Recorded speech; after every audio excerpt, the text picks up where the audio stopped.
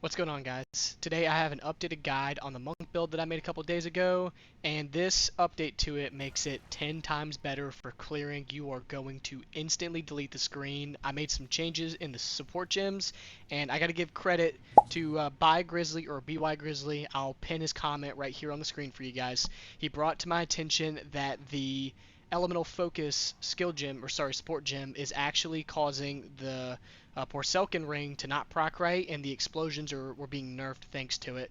So once I swap that out with just cold mastery for now to increase the damage on it, that makes the explosions way bigger, and that's why the mapping is so much better now. So like I said, you're going to want to go to your skill gems, and you're going to want to swap out elemental focus over here with either cold mastery or whatever you want to slot in there to either increase your damage or anything like that. Just make sure that you take this off. This is for, I don't know if it's an intended interaction, but it definitely is nerfing the AoE on the shatter effect on the ring. I don't know if it's considering something an ailment. I didn't really think it would have an issue with it, but I don't know if it's a bug or not. I guess I'll find out here soon, or if you guys can comment on it. But this is the most important thing. Take this off and it is going to make the explosions so much bigger. So I'm going to very quickly go over the support gems and skill gems that we have again. The ones that I have in the previous video are good, except for the one I told you guys to change. So I'm just going to run through this really quickly. Please go reference the other one over Mobalytics if you want a more in-depth explanation on them. I got on Stormwave, we have Upheaval for more projectiles, Primal Armament for more damage, Electrocute for letting this skill electrocute, Ambush for crit hit chance on full life enemies, Combat Frenzy, this is going to generate our power charges. We're going to have Profusion, that way we have a chance to gain additional charge.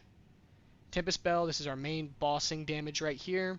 You're going to throw close combat on it for more damage, heavy swing for more damage, and leverage for more crit hit chance.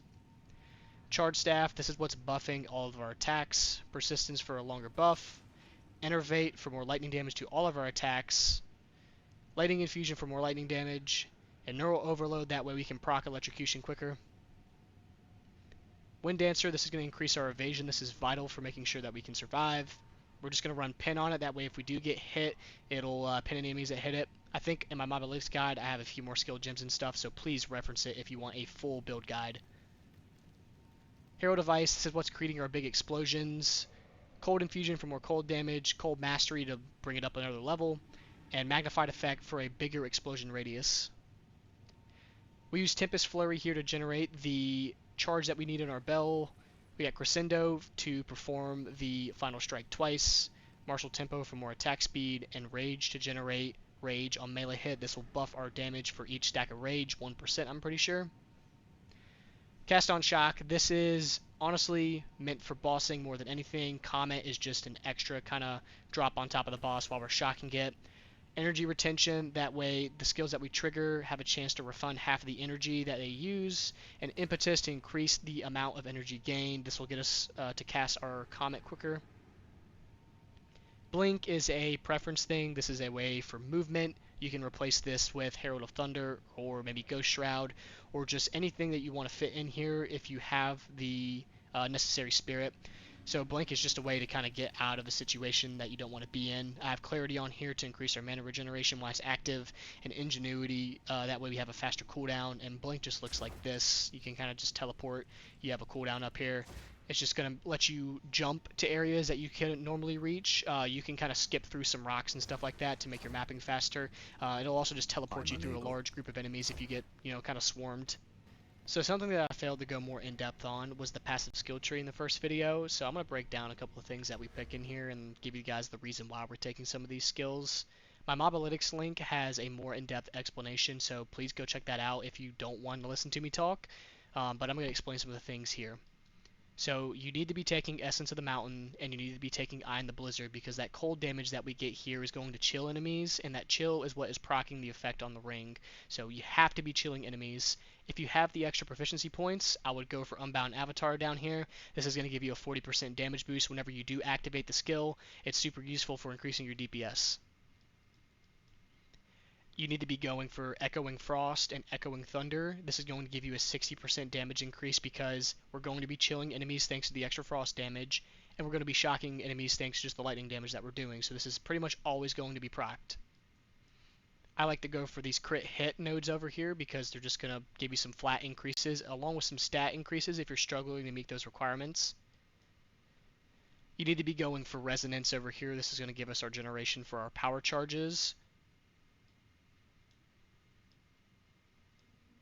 I like to go for these critical hit nodes here and here because both of these cancel each other out on the negatives and have an actual boost to both stat groups, so it's good just to take these to get that extra crit. I like to go down here to the quarterstaff area because getting this 25 dex and the extra crit damage bonus just with quarterstaffs is super useful. You can go further in this tree if you want to for some of these other ones. These evasion nodes down here are super important for ensuring that you have enough evasion to actually dodge attacks. This one especially is going to double the evasion on your body armor. That's where you're going to get the most of your evasion from, so make sure you're picking this skill to make sure that you're not getting hit.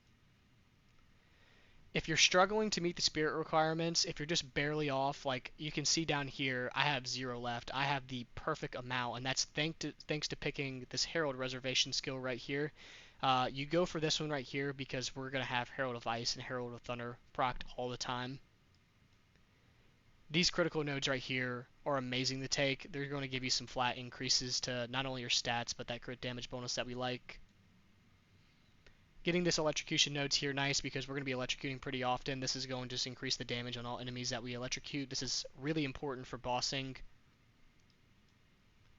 Going for Maiming Strike is nice. It's just a flat attack damage increase and it'll let you maim enemies on hit. This Catalysis node right here is really good to take. It's going to give you some more elemental damage, and it's going to take some physical damage that you take and convert it to a random element. So since we don't have any physical damage resist because we don't have armor, it's going to convert 5% of that into our elemental resist, which I'm nearly maxed out on these over here. So this will be nice to kind of help you survive some more of those attacks that you take. Some other nodes to kind of take note of, if you manage to come down this way, you know, branching into here for extra dex or anything like that, these melee attack speed and melee damage nodes are really good to take. So is this attack speed one right here. If you just have an absurd amount of dexterity, this is a good one to pick right here to just increase your attack speed. It's always nice for a nice DPS increase. I toyed around with these nodes over here. They're going to increase your bonuses, your crit bonuses, and damage on enemies that are on full life. If you find yourself not one-shotting some of these enemies that are on full life, you should be able to just pop them instantly with your skill. This will increase the damage. You can see 80% increased damage on enemies that are on full life and more crit hit chance. So these skills right here are nice. You can definitely toy around with these and get some more damage just to map a little bit easier. This node's good too. This is going to give you more crit hit chance, and it's going to increase your attack damage on bosses or some of those rare enemies that you run into. If you find yourself not generating enough power charges or your uptick on them isn't as good, you can go for more maximum power charges over here, or you can come over here to get some more duration on your power charges. This will kind of help you maintain them for longer. Any of these lightning nodes, honestly, that you see are very nice. This crit hit chance node over here is nice. If you come this way instead of wrapping all the way around, you could definitely pick up a couple of these if you have some skill points. These nodes right here near the bottom of the tree are nice as well. It's some extra lightning damage, more chance to shock. Here's some more mana regeneration and some skill speed. Here's some more evasion and energy shield if you need. You can come down this way as well and get you some more chance to shock and some attack speed, more crit hit chance, more magnitude. So there's a lot of good nodes around here that you can pick that increase the effectiveness of your build. It's all about toying around with what you find best. I've included a full, all the skill points you can get in the game guide on my Mobalytics. It just shows my preferences for what I like to pick. If you're struggling to stay alive, please go with evasion. If you're struggling to do damage, please pick some damage nodes or get a better quarterstaff. So I'm going to quickly go over the gear again. It's pretty important that you get your quarterstaff as high physical damage as possible because your skills take your physical damage and convert that into lightning damage. So ensuring that your quarterstaff is as high as physical damage as possible is very crucial to getting your DPS higher. Try to shoot for attack speed or level of melee skill on it as well. Your gauntlets, getting crit damage bonuses, level of all melee skills, and attack speed is crucial to increasing your DPS. I would just shoot for movement speed on your boots and fill out your resistances. Your chest piece needs to be as high evasion as possible. Fill out any resistances, getting these stat boosts that you need. Go for crit hit chance on your helmet. This is going to increase our chance of crit. It's going to increase our DPS. Fill out your resistances. I like to get rarity of items found. This increases my drop rates for things.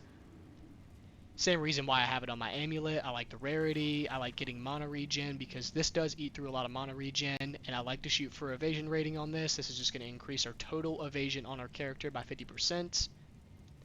Of course, you need the unique ring to make this work and do that big shatter that we see. And I have lightning damage and mana regeneration on this ring, as well as filling out the rest of my resistances that I need.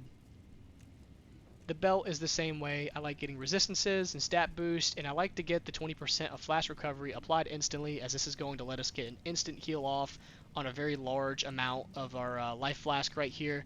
This is just kind of an emergency panic button. If you get hit, pop a flask, and you're going to get 20% of its value applied instantly to your health bar. I would just shoot for a mana flask that has a very large capacity, and going for charms that either increase your elemental resistances that you're lacking, or I like to go for my rarity increase. I get 20% increased rarity anytime that I kill a rare or unique enemy. This is just going to increase my drops, more uniques, more exalteds. But that's going to be it for the video. I really appreciate you guys commenting in the comment section and letting me know where I'm making mistakes, as this is an ever-changing build guide and really my first real big build that I've ever made on PoE. This is my first PoE game, so I really appreciate you guys letting me know where I can improve in some places. So thank you for stopping by. I stream on Twitch. Come check me out. I'm on TikTok. I appreciate the support, guys, and I'll see you guys later.